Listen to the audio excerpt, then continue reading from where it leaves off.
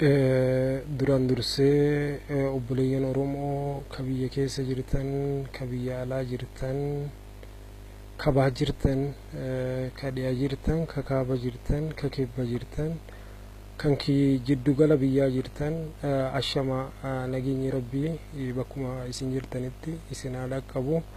Assalaamu alaykum wa rahmatullaahi wa barakaatuh isiniin jedha. Erga nagaa rabbii isin gaafadhee booda gara yaada dhufeefitti dabra. Kan duraati ani yeroo duraatiif jechuudha viidiyoo karaa feesbuukiitiin tamsaase haasawa kiyya keessa dogoggorri galuu yookaan seenuun hin oolu. Kanas asumaan na ofolchaa isiniin jedha. Walumaa galatti gagartee viidiyoo kana wanni maxxansuuf kaka'umsa natti ta'e kan duraati akkanumatti fuula kiyya yookaan haasawa kiyya namni dhaga'uuf miti waanuma keessa kiyya jiru sabni kiyya haa dhaga'u yookaan haa hubatu jechuuf. Kanaaf walumaa galatti gara yaada kiyyaatti yoon deebi'e nuti ummata gabroome waggaa dheeraaf jechuudha sabni keenya gabrummaa jala ture. Kana namni Oromoo kan hin beekne tokkollee hin jiru natti hin fakkaatu. Kayyoo osoo beeku hin gabroomne jedhee gurri isaatii fi ijji isaa afaan isaa didu ta'e malee namni gurri isaa dhaga'u ka ijji isaa argu ka afaan isaa dubbatuu danda'u uummanni Oromoodhaa gabrummaa keessa hin jiru ka jedhu hin jiru jechuu. Walumaa galatti gabrummaa kana keessaa bahuuf jechuu akkanumatti teenye yookaan haasawaan dubbiin keessaa hin baanu sabni addunyaa kanarratti gabroome ka tola bilisummaa argate hin jiru jechuu. Sabni kamuu addunyaa kanarra gabroome gabrummaa sana ofirraa mulquuf qabsoo hadhaawaa gochuun gara mirga isaa ka ganama qabuu sana qabsoon gaya igaagaa akkasuma sabni keenyallee qabsoo saniin gabrummaa sana ofirraa hambisuu danda'a jeetiin itti amana yaada. Akkasitti illee hubadhaa, akkasitti illee sammuun kiyya amana. Sabni Oromootis erga gabroome gabrummaa jala diriirfatee gabrummaa koyfatee ifatee habashaa koottaa gabrummaan isin fiddan kun haqa je'eeni hin beeku jechuudha. Lola adda addaa godhe uummanni Oromoodha. Loloota seenaa yaadatu biyya Itoophiyaa keessatti deemsise har'allee itti jira jechuudha. Qabsoo karaa namni beeku ka addunyaan argu sanaan mul'atuu baatullee qabsoo nuti beeknu godhaa jira. Walumaa galatti hanga har'aatti gabrummaa jala jirra. Gabrummaa kana jalaa bahuuf ammas daran jabaannee yoo qabsoon godhin mirga keenya bakkuma teenutti hoodhu mirga akkasii isinirraa butanne mirgi keessan kana fakkaataa hoodhaa jedhee namni nu galchu hin jiru jechuu. Qabsoon Oromoon galfatutu irraa haqa. Mirgummaan namni sii kennu sitti hin tolu namatti hin tolu jechuu. Kana beekuun uummata keenya irraa dirqama. Walumaa galatti maalii fi qabsoo bara dheeraa goonee milkoomine dhabame jennee of gaafatuun nurratti waajiba yookaan nurratti haqa. Walumaa galatti sabni gabroome tokko dhaaba of keessaa dhala. Dhaabni sun ammoo miseensa dhala. Miseensi sun ammoo hooggana warraaqaa ka saba jaalatu ka sabnilleen isa jaalatu uf keessaa dhala. Hoogganni warraaqaan sun ammoo gara galii sabni sun barbaadu ka bilisummaa fi ka walabummaatti ummata gabroome geessa jechuudha. Akkasitti addunyaa kanarraa qabsoon addunyaa kanarra jiru martinuu galma gaya. Walumaa galatti gaa ummanni keenya dhaaba dhalee miseensa dhalee hooggana warraaqaa dhaluu hin dandeenye rakkoon duraa ka'anii akka mataa kiyyaatti rakkoo sabni kun ni qaba jedhee an tilmaamu rakkoo hoogganaati. Kana hiikkatuuf ammallee jabaannee qabsoo godhutu nurraa barbaachisa. Keessaa fi alatti hojjechuu feesisa.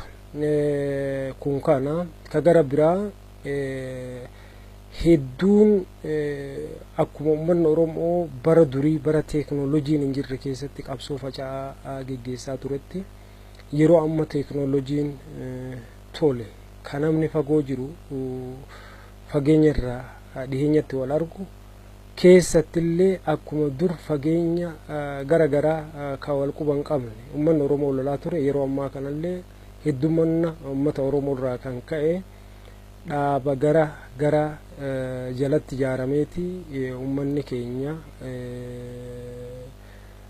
wal lolaa jira. Gabrummaa ofirra tursiisaa jira. Kan durillee uummata Oromoo kana gabrummaa jala tursiise loluu dhabiinsaa miti. Lola qindaawaa loluu dhaburraayi yeroo murni tokko lolu murni gara biraa taa'urraayi akkasanitti wal miidhaa ture. Har'a immoo bara teeknooloojiin bara dhiyaate kan mooraan addunyaa kun bakka tokkotti deebi'e keessattis Oromoon dhaaba gara garaa ijaaratee dhaaba gara ka jalatti ijaarame san keessaa wal lolaa jira. Dhaabni ijaarame sun dhaaba olaantummaa dhaabaa leellisu malee dhaaba olaantummaa sabaa leellisuu miti. Kuni mataan isaa miidhaa qaba. Sabni Oromoo isa kana irraa gara saba warraaqaatti deemuu qaba. Dhaabni Oromoo ka maadhee saba Oromoo godhatee bakka adda addaa seenee nama Oromoo wal lolchiisuu dhaabuu qaba. Gara biyya tokkootti gara saba tokkootti gara mirga tokko ka dhabame deebisuutti dhaabni kamuu tarkaanfachuun gaarii. Sabni keenya saba bal'aadha. Saba bal'aa kana keessatti dhaabnummaan tokko qofti haa jiraatu jechuunis hin danda'amu. Garuu dhaabni jiraatu hundinuu dhaaba galii tokkoof akeeka tokkoof qabsaa'u ta'uu qaba. Dhaaba olaantummaa dhaabaa leellisuu miti. Dhaaba olaantummaa sabaa dursu ta'uu qaba. Ka jedhu uummata Oromootiif dhaamuu barbaada. Uummanni Oromootis dhaaba adda addaa ka jalatti ijaaramee keessa jiru dirqee gara dhaaba warraaqaatti deebisuun barbaachisaadha. Oromoon keessaa fi alatti wal qabatee afaan tokko tahee ijjannoo tokko fudhatee milkirra gaya malee hanguma fedhe karaa adda addaa deemee wal abaaree wanni nuti fiduu dandeenyu hin jiru. Kana akkasitti hubannu irra guddaa wanni nama Oromoo kanaatti rakkoo ta'e olaantummaan sabaarraa ka'uu dhabuu saba keessaa dhalatan dhiisanii dhaaba akka uummata bal'aatti fudhaturraa yeroo hedduu namni hundinuu wama dhaaba ifiisan qabatee diigaa sabaatiif diigaa qabsaa'otaa keessaa harka fudhata. Ka osoo hin beekne kana godhu jira. Ka osoo beeku kana godhu jira. Walumaa galatti gaa mooraa qabsoo bilisummaa Oromoo keessaa ayyaalallattoota keessaaf ala jiran qulqulleessine qabsoo Oromoo roga tokko irratti deebisuun qabsoo jaba nama gaafata. Qabsoo murannoo qabdu nama gaafata. Nama jajjabaa bara waliin tarkaanfatu gaafata. Nama uf tahiinsa keessaa qabu ka rabbi malee namni akka kiyyaa ka ijji isaa bishaanii waan hin godhu jedhee waan sabarratti cichu hedduu argamsiisuun milkoominni kun dhufa. Kanaaf gaa itituun nu biraa jiraatu dhaabuma kamuu keessa haa jiraatu. Dhaamsi kun dhaamsa uummata Oromoo bal'aa maraaf ta'u je'eetii yaada. Kanumaan bira dabra. Ka gara biraatiin ijoollee amma jirtu jirireeshinii ammaa jechuudha. Ka teknooloojiin baraa walitti fidee maal goona irratti mari'ataa jirtan waan gaarii irra jirtanii wanti isin hojjettan hedduu karaa feesbuukii, karaa yuutuubii, karaa maas miidiyaa garaagaraa irratti dalaydan waan gaarii irra jirtan itti jabaadha. Afaan beektan kamiinuu jechuudha. Rakkoo saba Oromoo addunyaa biraan ga'u wal barsiisuu Oromoo tokkoomsuu irratti hojjechuun haalaan waan nama gammachiisaa waan nama abdachiisaati. Kun injifannoo gama biraatiin tahee jedheetuma namni tokko ana haa arganii sagalee kiyya na haa dhagayaniif haasa'u ulaagaa hin guunne yeroo isaan tamsaasan argaa. Kuni tuffii saba Oromoo fida. Warri waan akkasiisan gootan irraa gara fuula duraatti waan madaallee kaasu waan evidensii ragaa qabatamaa ta'e irratti hundaa'e viidiyoo gadhiisuuf yaalii godha. Akkasuma jechuudha. Waa arrabsaan deemu sabni warraaqaan tokko namni warraaqaan tokko obsa daangaa hin qabne qaba. Gara bal'ataa haasawa ufii dabarsee namaa hin kennu. Haasawa namaa caqafatee waan keessaa fudhatuuf dhiisu addaan baasa. Walumaa galatti namoonni tayyettaniituma ijennoo mataa keessaniitiin osoo hin beekne saballee diiggatti geessitan akka irraaf qusattan gara fuula duraa waan bareedaa waan tolaa akka isin gootan akkuma obboleeyyan garii waan nama gammachiisu godhaa jiran akka isin gootan abdiin qaba. Kana yeroo jedhu gartee viidiyoo waraabina dhiisaa yoo isin arrabsanillee afaan qabadhaa biraa deema jechuuf yaamti. Arrabni nama arrabsinu kun eessaa dhufe maalirraa waan nama godhan irratti hundaa'uu qabna jechuudha. Isinii galee lafumaa kaanee haasawa xixiqqaa haasawa saba gabroomee bilisummaatti deemuurraa hin eeggon tokko facaasuun barbaachisu. Nama hunda fakkaanne keessaa waa argatu qabna. Akkuma yoo laaltan killeen jechuudha. Gubbaan isii adiidha, keessi isii immoo boora.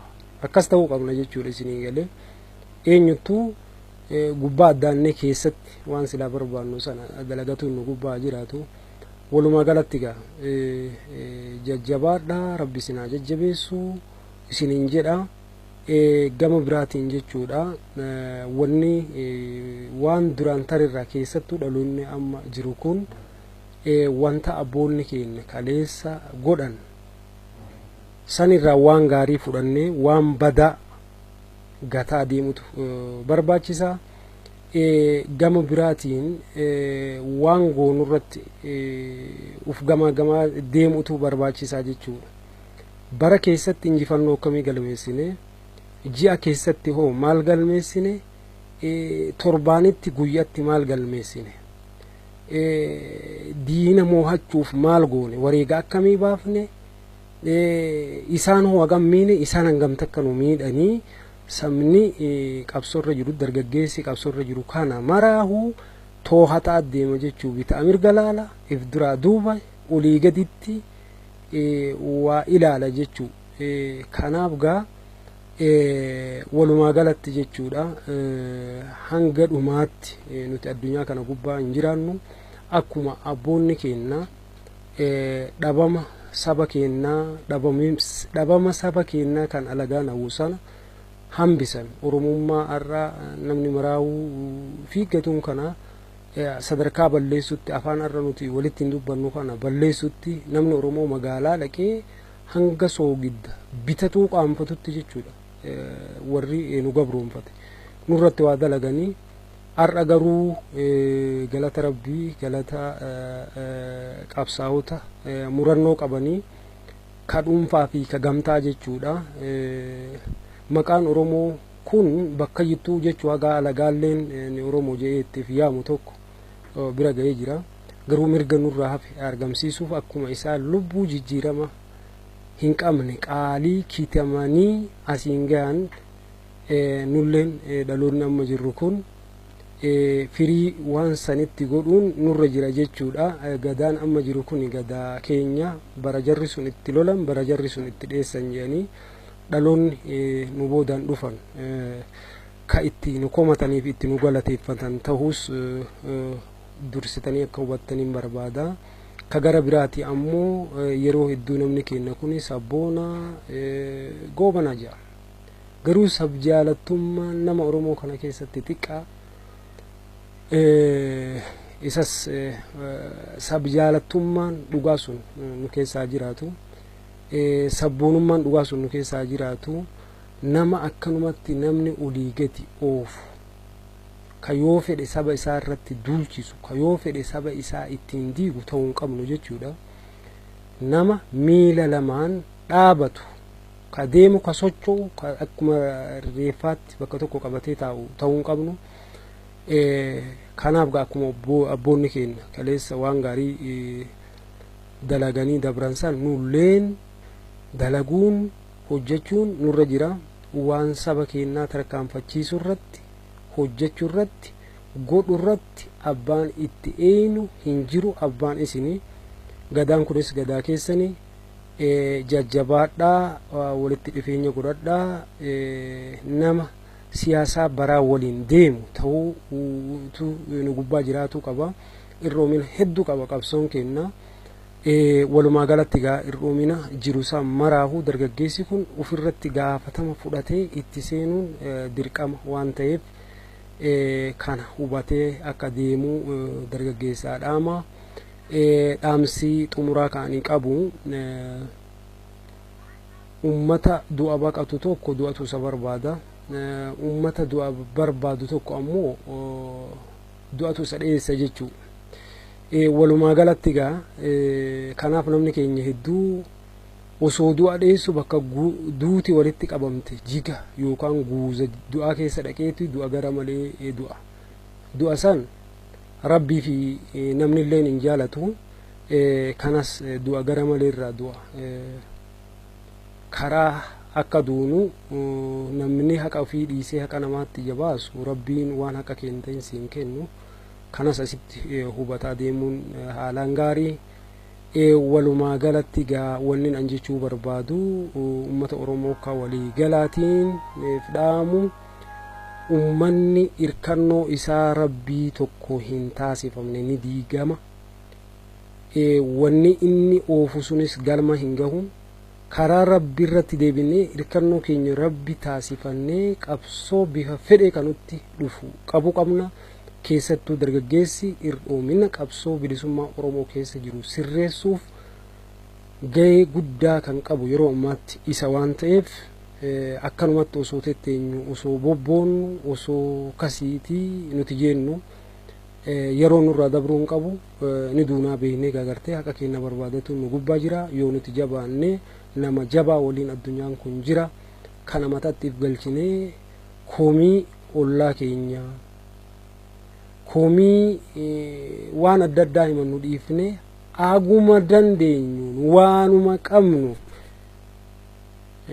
yoo lolle har'a addunyaa kanarratti namaami beeladaanuu jechuudha. Qabsoo nama gargaara yoo sammuu qabsoo mataa kana keessatti fudhannee deemnu. Kana akkasanii gaa gabroonfattoonni yeruma tokkollee tolaan namarraa ka'an hin jiru. Lolaan namarraa ka'anii mirga keenyallee lolaan arganna, duunee arganna, jeefnee argannatti amannee gara fuula duraatti haa deemnu. Walumaa galatti gaagartee har'aaf kanan ji'a. Naa jiraadhaa, hedduun isin jaaladhaa, hedduun isiniin boona. Laafaa keenyas jabaa keenya jabeeffannee, laafaa keenyas harka qabannee, wallaalaa keenya gorfannee akka gara fuula duraatti deemnu hunda ilmaan Oromootiif har'a dhaamaa. Assalaamu alaikum warahmatullahi wabarakaatu isiniin jedha. Naa jiraadhaa, baga jiraattan.